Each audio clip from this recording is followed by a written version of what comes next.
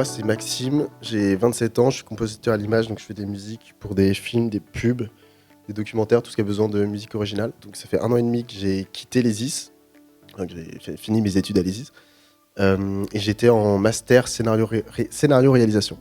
Moi, c'est Sora Jaoud. J'ai 27 ans et je suis chef de projet audiovisuel et chargée de contenu vidéo. J'ai fait le master scénario et réalisation 1 an avant. Est-ce que tu peux nous raconter ton parcours depuis la sortie de l'ESIS jusqu'à aujourd'hui? Donc, à ma sortie de l'ESIS, j'ai effectué un stage au Festival du cinéma de Brive, parce que j'ai déménagé à Brive-la-Gaillarde, en Corrèze. Donc, j'ai commencé un stage là-bas, et puis j'ai commencé à faire des rencontres, à avoir des contacts dans la région. Et maintenant, je suis ambassadeur du Festival du cinéma de Brive. J'ai eu la chance de participer à celui de Poitiers. Maintenant, j'ai commencé à créer ma micro-entreprise audiovisuelle et je fais aussi partie d'un collectif qui s'appelle la Glasswing, qui devient une boîte de production. Donc Glasswing Production. Et je pourrais vous en parler si vous avez des questions par rapport à ça. Je vais te poser la même question du coup, Maxime. Est-ce que tu peux nous raconter aussi un peu ton parcours depuis ta sortie de l'ESIS? Après la sortie de l'ESIS, donc le master que j'ai fait, c'était en alternance, ce qui est une très bonne chose, puisque l'ESIS, c'est 1 jour par semaine, enfin en tout cas en master, du coup, on avait cours le samedi, et donc ça veut dire que le reste du temps, on est en entreprise. Donc c'est important de bien choisir son entreprise, et du coup, après avoir fini mon alternance, je suis passé intermittent. Donc, c'était dans une boîte de production. J'ai fait mon master en scénario-réalisation, sauf que évidemment des alternances en réalisation, en scénario, ça existe quasiment pas. Donc je suis allé dans la télé, c'était une entreprise qui faisait des documentaires, de la fiction, mais aussi des jeux télé. Je me suis retrouvé en flux à créer des jeux télé. Donc a priori c'est un truc qui n'a rien à voir avec le scénario-réalisation, mais en fait il y a plein de passerelles et plein de parallèles qu'on peut faire, et ce qu'on apprend en scénario, en fait, on se rend compte qu'on peut aussi l'appliquer pour créer des mécaniques de jeu, des choses comme ça. Après mon alternance, je suis resté quelques mois en intermittence du coup dans cette boîte qui m'a gardé, puisque forcément ça faisait plus d'1 an que je travaillais avec eux. Donc c'est assez important quand vous faites une alternance de bien choisir, même si a priori ça n'est pas forcément en lien direct avec ce que vous faites à l'école.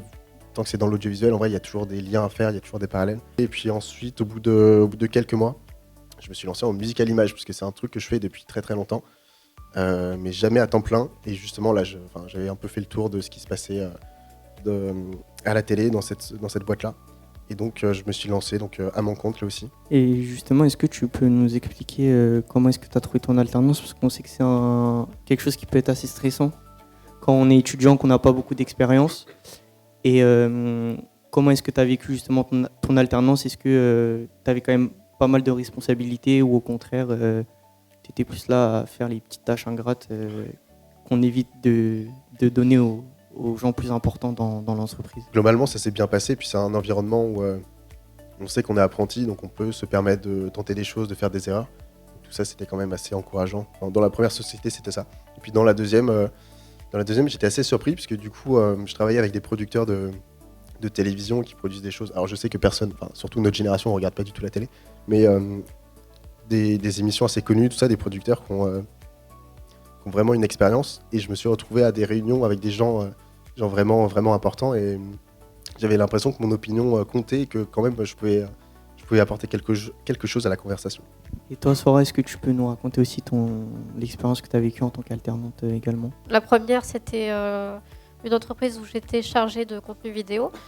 J'avais déjà quelques bases, donc j'ai commencé à faire du cadrage, du montage aussi. Et j'ai appris un peu plus à me développer en motion design notamment. C'était une alternance qui n'était pas forcément spécialisée dans l'audiovisuel. La deuxième alternance, c'était dans une boîte de production. Donc je travaillais avec des personnes un peu plus pros qui m'ont aidé à m'améliorer vraiment au niveau technique. Ça m'a appris plein de choses, notamment la communication sur les réseaux sociaux, ce qui est quand même un domaine assez important dans le cinéma ou dans l'audiovisuel. Le scénario, en général, ça aide aussi à développer notre créativité, nos idées. Et, je dirais qu'il faut toujours un fil rouge dans ce qu'on fait. Il faut essayer toujours de raconter des histoires dans nos vidéos.